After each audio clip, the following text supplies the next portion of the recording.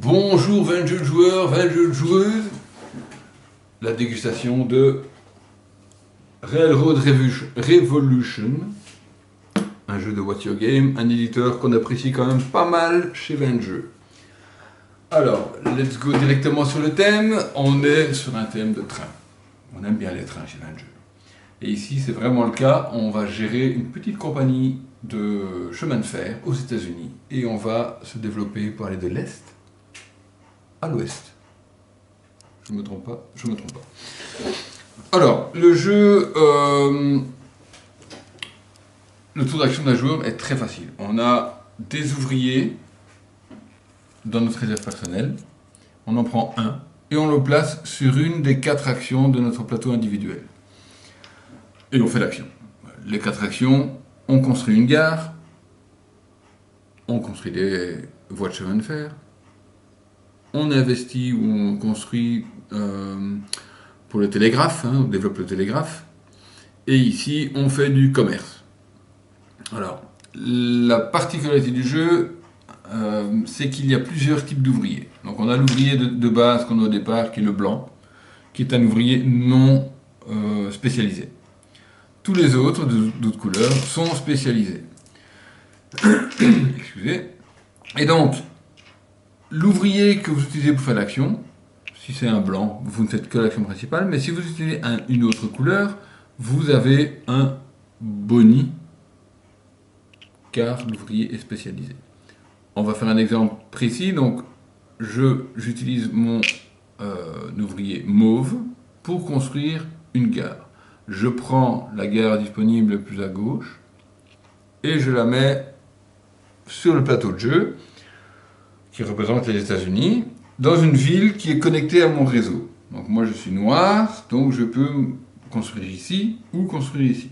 Donc admettons que je décide de construire ici. En construisant ici, plusieurs choses se passent. La première, je suis le premier à avoir construit dans cette ville, donc j'ai ce bonus-ci. Le bonus c'est quoi? C'est que je peux acheter un train pour 200. Donc je paye 200 et je prends un des 4 trains disponibles. Je peux en avoir autant que je veux. Je le prends, il vaut 8 points de victoire à la fin du jeu s'il est du bon côté. Je le prends et je le mets à côté de mon plateau de jeu.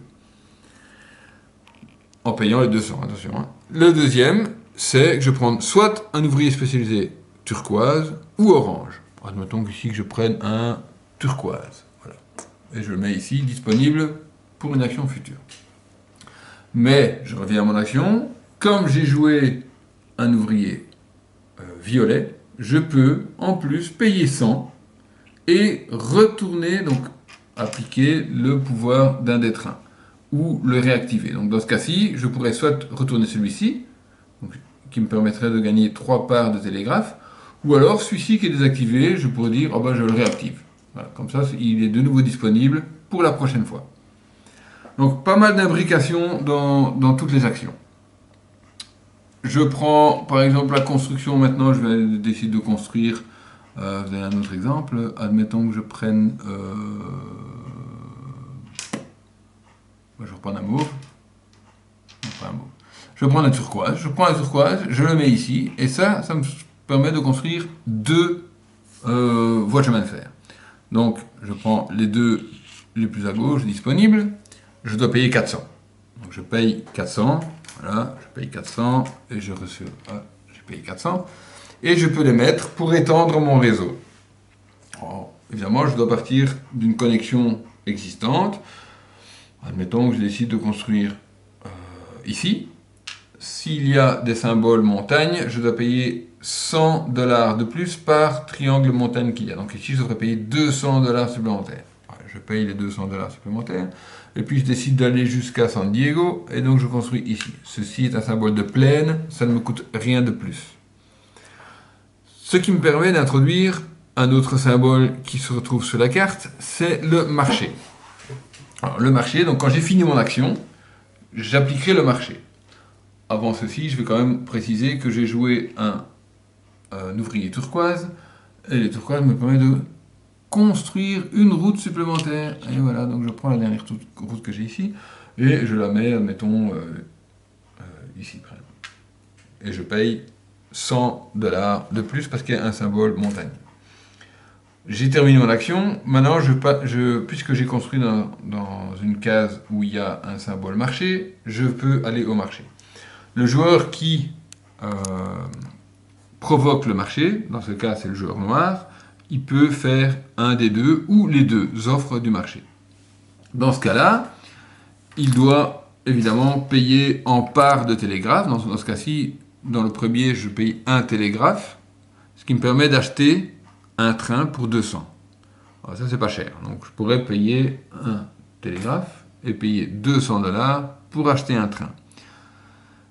L'autre marché, c'est que je peux payer 3 télégraphes qui me permet de construire un bureau de télégraphe sur la piste ici. Donc, admettons que je dis ici de construire ici. Voilà. Dans ce cas-ci, c'est un cas particulier. Comme il y a un symbole rouge, je ne reçois pas de bonus pour avoir construit cette cabine de télégraphe. Quand cela est fait, les autres joueurs choisissent un des deux, s'ils le veulent. Donc c'est ça ce qui est pas mal dans le jeu, c'est que celui qui provoque le marché peut bénéficier des deux, s'il veut. Les autres, un seul des deux, et il doit choisir. Quand la tuile est terminée, le marché est fini, on prend une nouvelle, et vous voyez, c'est autre chose. Donc les parts de marché de télégraphe qu'on reçoit servent principalement au marché. On va continuer les actions. Une autre action qu'on peut faire, c'est ici construire justement une cabine de télégraphe. Donc ici je la prends, je la mets par exemple ici. Ça ne me coûte rien. Je reçois automatiquement le bonus de 1 plus 3. 3 pourquoi? Parce que je suis le premier à construire à cet emplacement.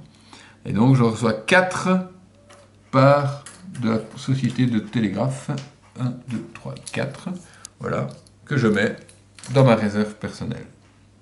Ensuite, je peux, si je veux, défausser un ouvrier pour gagner un train. Bon, dans ce cas-ci, c'est quand même intéressant.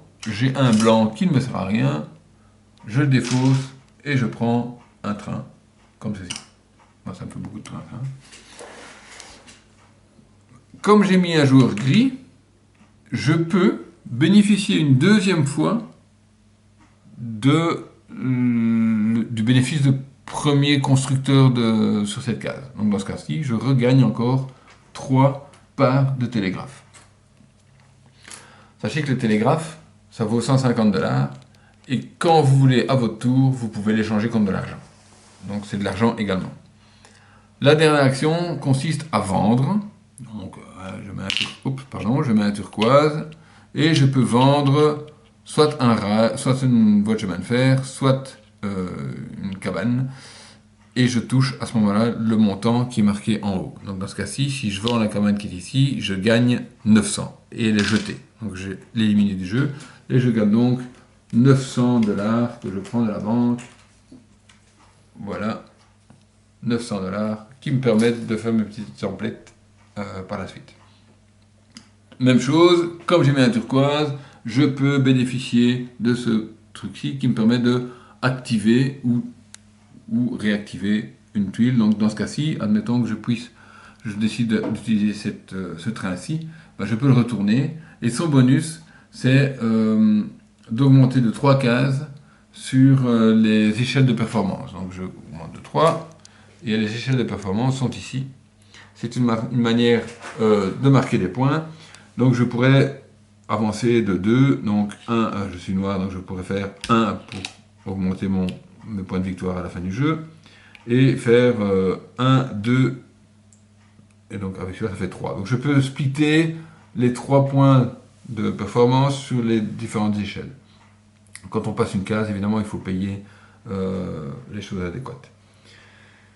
Donc, voilà, en gros on joue comme ça, chacun à son tour, jusqu'à ce qu'on arrive, qu'un des joueurs ait construit tout ce qui est à gauche de son symbole de compagnie. À ce moment-là, on termine le tour et on fait encore un tour complet. Et le jeu est terminé. Donc, on marque des points de victoire. Par quoi? Donc, par les échelles qui sont ici. Donc, la première échelle, c'est en fonction de où est-ce que vous êtes, multiplié par le nombre de villes de niveau 5. que vous avez réussi à connecter. Donc les villes niveau 5 sont évidemment complètement à l'ouest. Hein, vous avez Seattle, San Francisco et San Diego. Dans ce cas-ci, le joueur jaune a réussi à en brancher 2, à connecter 2 villes, et il va donc toucher 15 points, parce que son pion jaune se trouve sur le 15, x 2, 30 points. Donc c'est pas négligeable. La deuxième échelle, c'est le nombre de gares construites dans les villes, multiplié par les points de victoire que vous avez atteints. Le noir en a construit 6, le jaune en a construit 7, faites le calcul. Et le dernier, c'est le nombre de cabanes de télégraphe que vous avez construit, multiplié par le nombre de points de victoire. Ensuite, alors, j'ai encore quelque chose que je n'ai pas mentionné. On a des milestones, donc c'est en quelque sorte des objectifs. Et donc vous avez un symbole comme celui-ci qui vous permet de promouvoir 2 ouvriers, dans ce cas-ci 2, parce qu'il y en a 2 ouvriers en tant que manager. Donc, comment cela fonctionne-t-il? Si vous utilisez ce train-là, vous devez le retourner, évidemment, et vous devez prendre 2 ouvriers. Donc, admettons que je prenne un orange et un turquoise, et je le promue manager, un ici et un là. Donc, cela est nécessaire, c'est une des conditions pour remplir l'objectif. La deuxième condition était marquée, ou les autres conditions sont marquées en dessous. Dans ce cas-ci, il doit avoir 2 constructions sur les plaines. Donc les symboles qu'on a vu sur le plateau de jeu, le noir il a une plaine ici et une plaine ici, il a un joueur orange, donc son objectif est atteint. Donc l'objectif est atteint, celui-ci va à la poubelle, il a rempli son objectif. C'est un objectif de niveau A, il reprend des tuiles de niveau B, il en prend 3 de niveau B qui sont plus costauds, plus difficiles, mais qui rapportent plus de points. Il en choisit un, et les autres, il les met en dessous de la pile B. Et ainsi de suite. Donc, c'est une autre façon de marquer des points, à ne pas négliger non plus. Voilà, le point de victoire aussi entre les 2 connexions de télégraphe. Donc ici, le jaune a pu marquer 5 points de victoire, le noir en a remarqué 5 également. Pour celui-là, il n'a pas de points parce qu'il n'a pas de noir ici. Donc, il faut vraiment être de chaque côté. Les trains rapportent 8 points de victoire s'ils sont côté actif visible. Celui-ci ne rapporte pas de points de victoire. Et voilà, je pense que j'ai à peu près expliqué toutes les règles. Donc ça donne un jeu assez tendu, surtout à la fin. Bon, le plateau de jeu n'est pas top, hein, pas très beau, mais il est efficace, comme tous les jeux de Watch Your Game. Voilà, j'espère que l'explication vous a plu. Je bois à votre santé.